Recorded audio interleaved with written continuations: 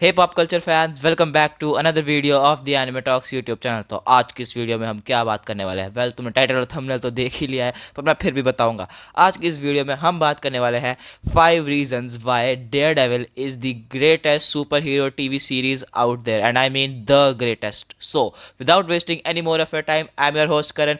You are watching the anime talks YouTube channel. Let's get started. Video की शुरुआत करने से पहले मैं एक चीज़ बता देना चाहता हूँ कि इस वीडियो में डेयरडेविल बॉर्न अगेन और डेयरडेविल जो ओरिजिनल डेयरडेविल है उसके रिलेटेड कोई भी स्पॉयलर्स की बात मैं नहीं करूँगा। मैं सिर्फ ऊपर ऊपर से चीज़ें ही समझाऊँगा और कोई भी स्पॉयलर की बात मैं नहीं करूँगा। अब हम बात करते हैं इस शो के ग्रेट होने के रीजन नंबर 1 की। तो रीजन नंबर 1 है इसकी amazing and beautiful story line. Daredevil show की स्टोरी लाइन फॉलो करती है एक लॉयर की कहानी जिसका नाम है मैथ्यू मर्डॉक, जो कि बचपन में एक एक्सीडेंट के कारण अंधा हो जाता है और उसी एक्सीडेंट में उसके ब्रेन और आईज के अंदर कुछ केमिकल्स चले जाते हैं जो कि उसकी बाकी की सेंसेस साइट को छोड़ के, जैसे कि हेयरिंग, स्मेल और फीलिंग वाली सेंसेस जो होती हैं उनको बहुत ज़्यादा एनहेंस कर देती हैं। और इस चीज़ को इतना ब्यूटीफुली दिखाया गया है कि डेयरडेविल अपनी बाकी की सेंसेस पे कितना ज़्यादा रिलाय करता है। वो बचपन में सीखता है कि अपनी बाकी की सेंसेस विदाउट योर आईसाइट के बिना कैसे जिया जाता है। और वो लॉयर बाय डे है और विजिलेंटी बाय नाइट है। रात को वो एक बहुत ज़्यादा डार्क विजिलेंटी बन जाता है जो कि अपनी सिटी एल्स किचन न्यूयॉर्क में क्राइम होने से रोकता है। और इस चीज़ को इतना भी ब्यूटीफुली पोर्ट्रे किया गया है क्योंकि डेयरडेविल के अपने माइंड के अंदर ही इतने कॉन्फ्लिक्ट्स चलते रहते हैं, क्योंकि वो एक रिलीजियस आदमी है जिसको भगवान से डर लगता है और वो एक लॉयर भी है। उसका काम ही यही है कि उसको जो चीज़ सही है वही करनी है। तो ये चीज़ इसकी स्टोरी लाइन को बहुत ज़्यादा ग्रेट बनाती है।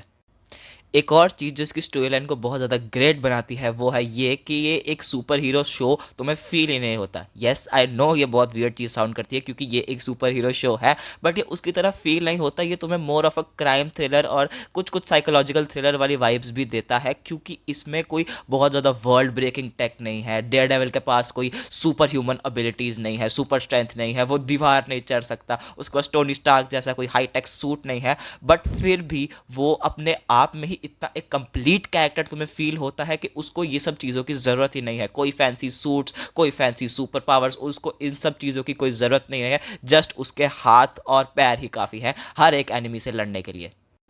नाउ अब हम बात करते हैं रीज़न नंबर 2 की। तो रीज़न नंबर 2 है इसकी ग्रेट एक्शन सीक्वेंसेस। इसके बारे में तो मुझे लगता है मुझे बात करने की ज़रूरत नहीं है क्योंकि डेयरडेविल शो का मेन सेलिंग पॉइंट ही मेरे हिसाब से उसका एक्शंस है। इसका हर एक एक्शन सीक्वेंसेस 3 सीजन्स के थ्रू आउट इतना ब्यूटीफुल है और हर एक्शन सीक्वेंसेस अपना इम्पैक्ट छोड़ के जाती हैं और वो तुम्हें हमेशा याद रह जाते हैं कि हाँ, डेयरडेविल में ऐसा एक्शन था और ये कोई भी सीरीज़ रेप्लिकेट नहीं कर सकती है। इसके एक्शन सीक्वेंसेस को एक और बात बहुत ज़्यादा ग्रेट बनाती है क्योंकि हर फाइट के पीछे एक इमोशनल रीज़न भी होता है। डेयरडेविल और किंगपिन की हर एक फाइट के पीछे उनका एक इमोशनल रीज़न होता है क्योंकि उनकी आइडियोलॉजीज मैच नहीं करती। दोनों एक तरह से सेम पर्सन है, दोनों एक दूसरे में विश्वास नहीं रखते हैं, बट उनकी सिर्फ आइडियोलॉजीज अलग है, इसलिए वो एक दूसरे के आमने सामने खड़े हैं।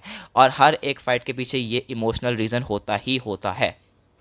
एक और छोटा सा बोनस फैक्ट इसके एक्शन सीक्वेंसेस के बारे में कि जो चीज़ मैंने ऑब्जर्व की है इन सब एपिसोड्स के बारे में, कि जो भी डेयरडेविल के टॉप रेटेड एपिसोड्स हैं उनमें बहुत ज़्यादा हद तक मेजर एक्शन सीक्वेंसेस हैं जो कि उस पूरे सीज़न या उस पूरी स्टोरी की बहुत बड़ी बड़ी फाइट्स उन एपिसोड्स में टेक प्लेस करती है जो हाईएस्ट रेटेड एपिसोड्स हैं। तो दैट जस्ट शोज़ कि इसका एक्शन कितना ज़्यादा बड़े स्केल पे हमें फील होता है, इवन दो इसमें सिर्फ मुक्के और लाते ही चलती हैं।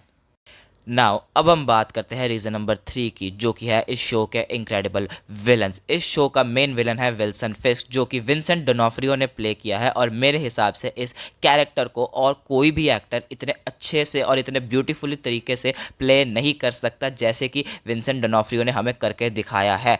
इस कैरेक्टर में लिटरली विंसेंट डोनोफ्रियो ने जान फूंक दी है और जब भी ये कैरेक्टर स्क्रीन में होता है ये उस सीन को लिटरली खा जाता है। हमें उस सीन को देख के इतना मज़ा आता है और सबसे ज़्यादा आइकॉनिक मोमेंट्स इस पूरे शो के विंसेंट डोनोफ्रियो के कैरेक्टर ने ही दिए हैं और जब भी ये स्क्रीन पे होता है तो हमें लगता है कि कुछ ना कुछ तो कांड होने वाला है। विल्सन फिस्क का कैरेक्टर इतना ज़्यादा मेनेसिंग, ब्रूटल और स्मार्ट है कि ये ऐसी ऐसी स्ट्रैटेजीज भी बनाता है डेयरडेविल को हराने के लिए कि तुम सोच भी नहीं सकते। और ये इतना ज़्यादा ब्रूटल और कमीना कैरेक्टर है कि तुम्हें ये ऐसे ऐसे तरीक़ों से जान से मार सकता है कि तुम कभी सोच भी नहीं सकते कि इन तरीक़ों से किसी को मारा भी जा सकता है। और जिस भी सीन में ये फाइट कर रहा होता है, until the very last moment तुम्हें नहीं पता कि ये हारेगा। जब तक ये हार नहीं जाता, जब तक ये मैं कहूँ मर नहीं जाता, तब तक तुम विश्वास नहीं कर सकते कि तुम जीत गए अगर तुम इसके अगेंस्ट लड़ रहे हो।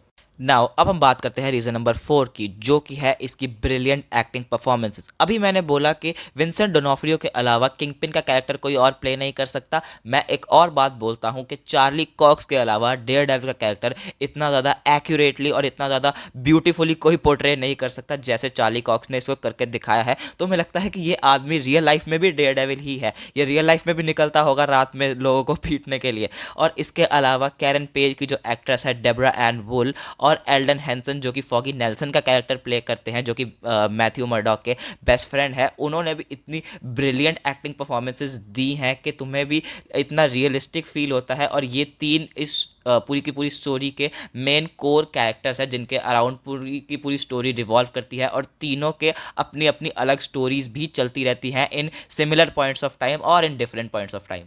इन तीनों के अलावा स्टोरी का एक बहुत बड़ा पार्ट पनिशर, इलेक्ट्रा और स्टिक के अराउंड भी रिवॉल्व करता है, जिन तीनों के एक्टर्स ने भी इतनी ब्यूटीफुल परफॉर्मेंसेस दी हैं कि तुम इन कैरेक्टर्स को अनफॉरगेटेबल कैरेक्टर्स की लिस्ट में डाल सकते हो। भाई ये इन कैरेक्टर्स ये अमर हो गए लिटरली इस सीरीज़ के बाद।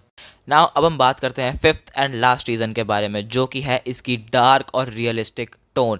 डेयरडेविल के अंदर कोई भी बहुत बड़ी सीजीआई फाइट, सीजीआई विलन्स और कोई एलियन इन्वेजन जैसी कोई चीज़ नहीं होती है। डेयरडेविल में एक बहुत ही ग्राउंडेड स्टोरी चलती है, मेनली क्रिमिनल्स और उनके जस्टिस के बारे में, जो कि इस सीरीज़ को बहुत ज़्यादा यूनिक और डिफरेंट बना देता है और बहुत सारी सुपर हीरो सीरीज से। जैसे कि मैं लोकी का एग्जांपल लेता हूँ, लोकी में बहुत multiverse shit is going on, बहुत सारी कॉम्प्लिकेटेड चीज़ें हैं। डेयरडेविल में भी कॉम्प्लिकेटेड चीज़ें हैं, बट वो इमोशनल लेवल पे है। लोकी के कोई कोई बार कोई सीन्स आपको ओवरवेलम कर जाते हैं क्योंकि उसमें बहुत सारी इन्फॉर्मेशन होती है। डेयरडेविल के साथ ऐसा नहीं है। डेयरडेविल के साथ सिर्फ ये सीन है, हाँ भाई विलन है वहाँ पे, वो क्रिमिनल है, चलो मैथ्यू मर्डॉक उसको पीटने जाएगा डेयरडेविल बन के, बस सिंपल एज दैट। और मैं लोकी को कभी भी मैं क्रिटिसाइज नहीं कर रहा, लोकी भी बहुत बढ़िया सीरीज़ है, बट डेयरडेविल को मैं यहाँ पे थोड़ा सा प्रेज कर रहा हूँ कि उसको ये चीज़ों की, मल्टीवर्स चीज़ों की, सीजीआई की बहुत ज़्यादा ज़रूरत ही नहीं है अपनी शो को अपने दम पर प्रूव करने के लिए। नाउ अंत में मैं सिर्फ यही कहना चाहूँगा कि डेयरडेविल एक बहुत ज़्यादा अमेजिंग सीरीज़ है, और अगर अभी तक तुमने इस सीरीज़ को नहीं देखा है तो भाई you are really missing out. जाके इस सीरीज़ को ज़रूर देखना एंड थैंक मी लेटर। तुम इस वीडियो के बाद मुझे शुक्रिया करोगे कि थैंक यू करण भाई इतनी अच्छी सीरीज़ रेकमेंड करने के लिए। और इसका हर एपिसोड एक्शन पैक्ड है, तुम कोई भी एपिसोड देखते हुए इसका कभी बोर नहीं होगे। तुम्हें हर एपिसोड में कुछ कुछ नया सीखने को मिलेगा, और वो एक्सेसिव कभी फील नहीं होती है सीरीज़ के ये नहीं दिखाना चाहिए था या फिर ये बोरिंग हो रहा है। ये सीरीज़ कभी बोरिंग होती ही नहीं है, तुम्हें हमेशा ये एंटरटेन ही करेगी। So guys this will be it for today's video. अगर आपको ये वीडियो अच्छी लगी हो तो इस वीडियो को लाइक ज़रूर कीजिएगा, अपने ये मार्वल फ्रेंड्स को वीडियो ज़रूर शेयर कीजिएगा, और अगर तुम्हें भी मार्वल के बारे में चीज़ें जानना अच्छा लगता है तो इस चैनल को सब्सक्राइब ज़रूर कर लीजिएगा, और अगर तुम एनिमे फ़ैन हो तो भी इस चैनल को सब्सक्राइब कर लीजिएगा। सो मिलते हैं आप लोगों से अगली वीडियो में, तब तक के लिए गुड बाय।